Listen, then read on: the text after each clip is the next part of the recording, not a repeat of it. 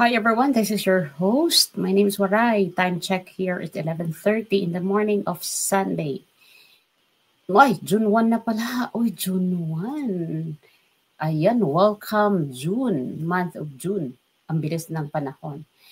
Okay, so we're already prepared at aalis kami. We're going to attend our CFC household.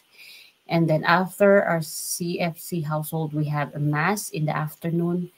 And then we have meetings with friends. So maraming ganap pag Sunday. And this is also our time to have bonding with our loved ones. Well, ang topic ko ngayon ay tungkol sa bashers.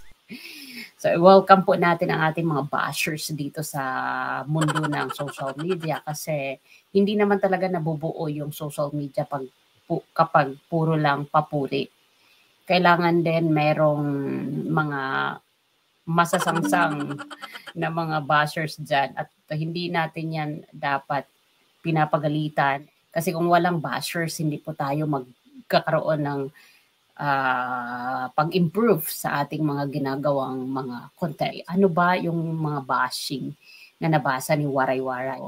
Marami po at hindi ko na dito i-display para naman sa privacy nila at hindi naman sila mapahiya. May mga comment tungkol doon sa vlog ko kay Kong Marcoleta at Katon Ying na hindi nagpasilaw ng pera itong dalawang member ng INC. May mga nag-comment na tiwalag na di umano si Katon Ying, that he is biased, that he is really bayaran, that he is really a real troll to the Marcoses. May mga ganon. Siyempre ako nagulat. Is this really true na tiwalag na si Katon Ying? Kasi wala naman akong napanood sa mga balita na Katon Ying is not anymore a member of the INC. And it's not a big deal for me. Kasi hanggat hindi tayo nakakabalita ng official na he's really out from the group or from this religion, we would not believe that. And another thing is, wala akong nabasa tungkol sa paninira nila kay Senator Marcoleta kasi kahapon yung thumbnail po natin, dalawa sila and so with the president. So, mas maraming pumuri kay Senator Marcoleta kaysa sa kay Katon Ying. So, ibig sabihin, may mga talagang nagagalit kay Katon Ying dahil nga siguro dito sa mga interviews niya with the Marcoses, with the First Lady and the other members of the family, with the First Lady and the President, yung latest na kanilang podcast, siguro may mga bashers talaga pero not to the point na wala na talaga siya sa INC religion. So, meron din ako mga nabasa na puro ka na lang pagtatanggol ng mga taga-INC, mabuti pa mag-member ka na lang, lalo na daw yung kay Kong Marcoleta, lagi ko daw pinupuri, lagi ko daw binoboast, o lagi ko daw pinagmamalaki, yung mga ganun. Of course, he deserved to give my gratitude kasi he's doing well. Di ba? Wala naman akong nabalitaan na nagkulimbat ito ng Kabanang Bayan, na mayroon tong mga tinakbuhan ng mga mamamayang Filipino at inagawan ng karapatan, di ba?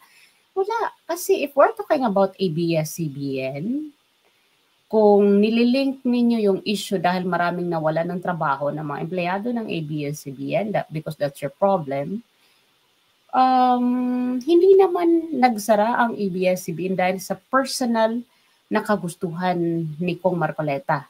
But it's all about the evidences na nakita niya na hindi na talaga pwede ito mag-operate dahil lumalabag ito sa ating konstitusyon.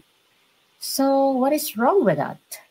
Bakit niyo hinuhusgahan yung aking tatanggol kay Kong Marcoleta? I am not a big blogger. I am very small from my subscribers.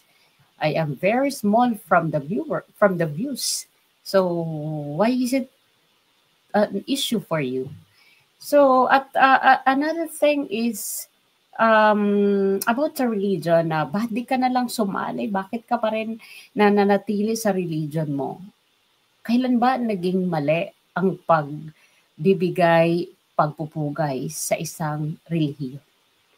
Kailan ba naging mali na pinuri mo ang grupo nila dahil gumagawa sila ng mabuti? Like the INC rally last January 13, na hindi na yan mabubura sa history ng Pilipinas. They did it because they want unity. They did it because they want peace. So, even si Father Shano, pinuri sila dahil sila lang ang nakagawa ng ganon. Na hindi nag-iwan ng basura, hindi nagkaroon ng walang sakitan na nangyari. They did the rally peacefully and they go home peacefully. So, why would not be supporting them? Diba? So, dapat doon tayo sa nagkakaisa. Hindi ito usapan porket Katoliko ako, iglesia sila, ay sisiraan ko sila. Wala ako sa posisyon para manira ng relihiyon ng may relihiyon. Kasi that is not my purpose in life. So ang sa akin dito, kapag maganda ang ginagawa, give them credit. Diba? Kasi lahat naman siguro ng mabuti na ginagawa ay gusto nating lahat. Pwera lang yung mga haters talaga. Kasi haters is always haters. Pero para sa akin, this is really an opportunity. Having my small channel, giving my gratitude to those people who serve in our country in their best. And that is so Senator Marcoleta and the rest of the senators. So if I am focused on Senator Marcoleta, and respect me for that. Kasi idol ko siya wala kayong magagawa. Gustong-gusto ko siya kasi maganda yung kanyang mga tinatahak na landas.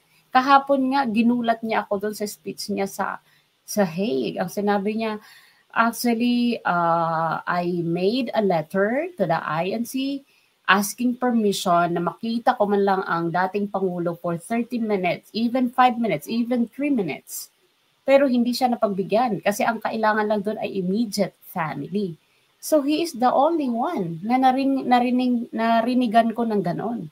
Na merong, na ginamit niya yung kanyang katalinuhan. He did his best, he tried his best to send a letter, mapagbigyan man o hindi, at least nagkusa siyang gumawa ng letter. So and that is really to be salute. Diba? I gave my salute to him. Kasi siya lang ang nag-initiative ng ganon. So, alangan naman, sisiraan ko siya. Hindi ako galit, guys. Hindi ako galit. Actually, I am very thankful that you have your comment in the live chat. Kasi, kumbaga sa pagkain, hindi naman nagiging malasa yung ating hinahain na pagkain pag walang iba't ibang sahog, di ba? So, ganun din lang ang vlogging. May mga gusto ka, may mga umaayaw sa'yo, and that's made me happy. Why? Because it's that is one of my motivation to improve giving or doing content because of your comments. Hindi po ako nagagalit sa mga negative comments ninyo. Bagkos diyan ako kumukuha ng mga panghugot ko para, gawin pa yung aking gawin pa yung mga videos na mas ikakatindi pa, joke lang, na mas ikakatuwa ninyo. Anyway, hindi ko na kayo i-display dito sa aking screen ko sino man yung mga nag-comment for your privacy. And I really respect that privacy of yours para naman hindi tayo mapahiya, no? Kasi may mga nagsasabi din na bakit ka sumusuporta sa lumabag sa kanilang doktrina? Malinaw na napanood natin at ipapalabas ko muli dito na nagpaalam siya at pinayagan siya.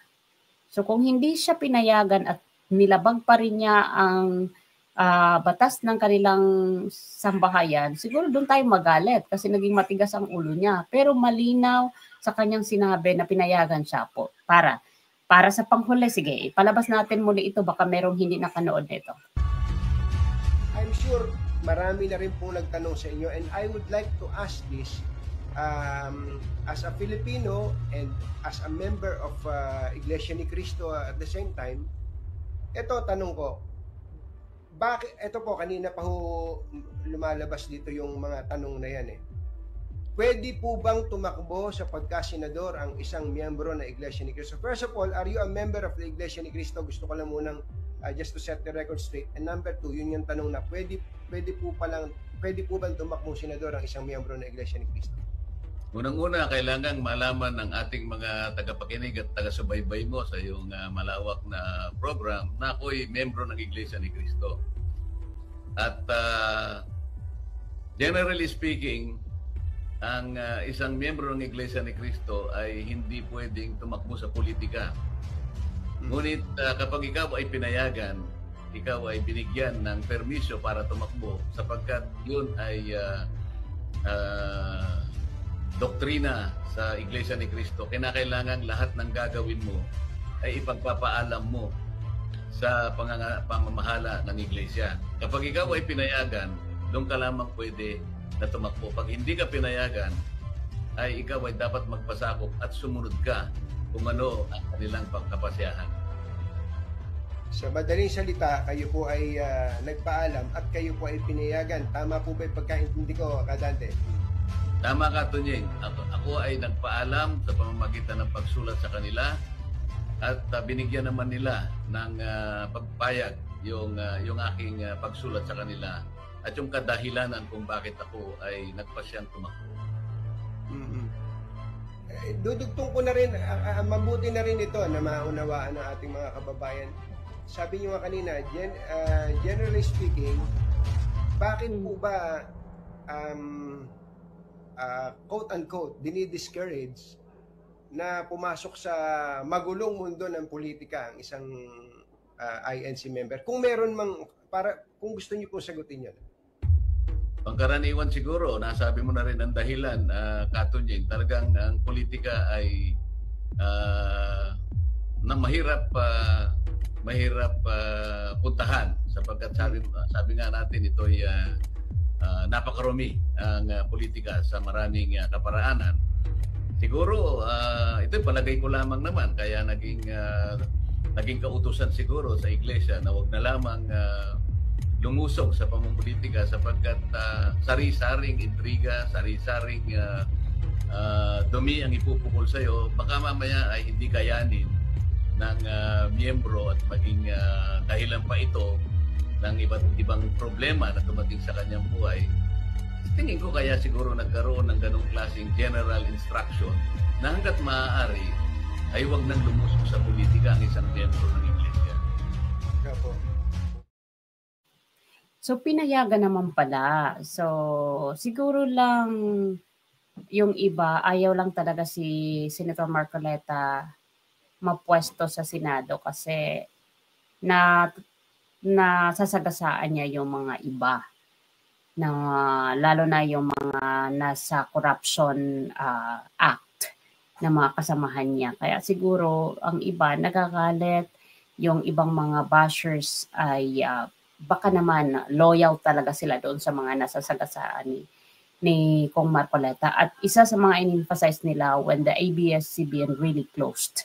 Kasi nagalit yung mga mamamayan dahil nga marami daw ang nawalan ng trabaho. Lagi natin paulit-ulit na sinasabi, kung pinayagan ito na mag-operate pa rin kahit lumalabag na sa konstitusyon, paano na lang yung iba?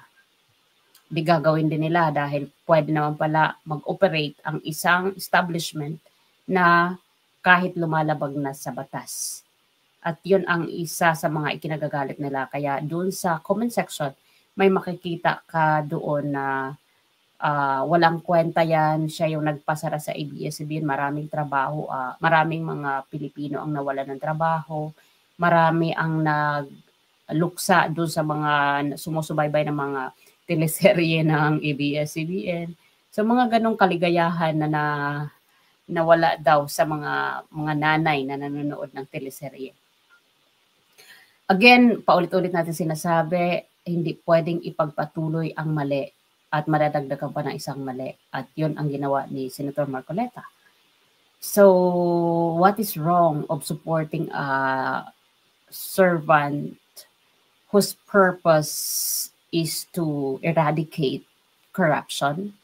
whose purpose is to serve people, especially those who are in the silver lining. At nakikita ko yun sa kanya, kaya walang makakapagpigil sa akin na questionin kung bakit ko patuloy na sinusuportahan si Senator Marcoleta. And I will never stop supporting him. At bahala kayo dyan, mag-away-away sa comment section. Hindi ako galit sa inyo.